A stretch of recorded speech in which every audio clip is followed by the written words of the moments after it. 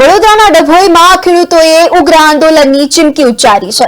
માલિકીની જમીનમાં પાલિકા દ્વારા ગટરનું પાણી છોડાતા ખેડૂતોમાં ભારે રોષ જોવા મળ્યો। ખેડૂતો દ્વારા વારંવાર તંત્રને રજૂઆત કરવા છતાં પણ પરિણામ શૂન્ય નજરે આવી રહ્યું છે। 10 વર્ષથી ખેડૂતોના ખેતરમાં ગટરનું પાણી છોડવામાં આવી રહ્યું છે। ગટરના ખુલ્લા પાણીથી સ્થાનિકોમાં રોગચાળાનો પણ ભય ફેલાયો છે।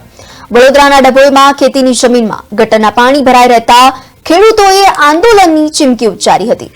છેલ્લા 10 વર્ષથી 35 જેટલા ખેડૂતોના ખેતરમાં પાલિકા દ્વારા ગટરનું ગંદુ પાણી છોડવામાં આવી રહ્યું છે। ખેડૂતો દ્વારા વારંવાર લાગતા વળગતા પાલિકાના અધિકારીઓ, રાજકીય આગેવાનો, મુખ્યમંત્રી સહિતને રજૂઆત કરી હોવા છતાં પણ ખેડૂતોની સમસ્યાનો હલ ન આવતા ખેડૂતોમાં રોષ જોવા મળ્યો, જેથી આ સમસ્યાના નિરાકરણ માટે ઉગ્ર આંદોલન કરવાની પણ ચીમકી ઉચ્ચારી।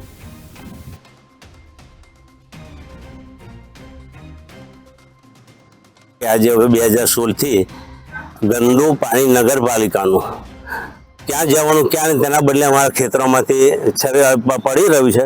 પાણી લગભગ 15 વર્ષથી 10 વર્ષથી છે।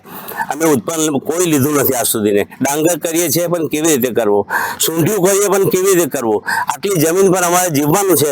પણ અમે વારે ઘડી નગરપાલિકાને અરજી પણ આપી છે, અધિકારીને પણ મળ્યા છે, પણ એ લોકો કોઈ ધ્યાન આપ્યું નથી। અત્યારે ડીઝન પાણી છે, 100 વીઘા જમીનમાં પ્રોબ્લેમ છે।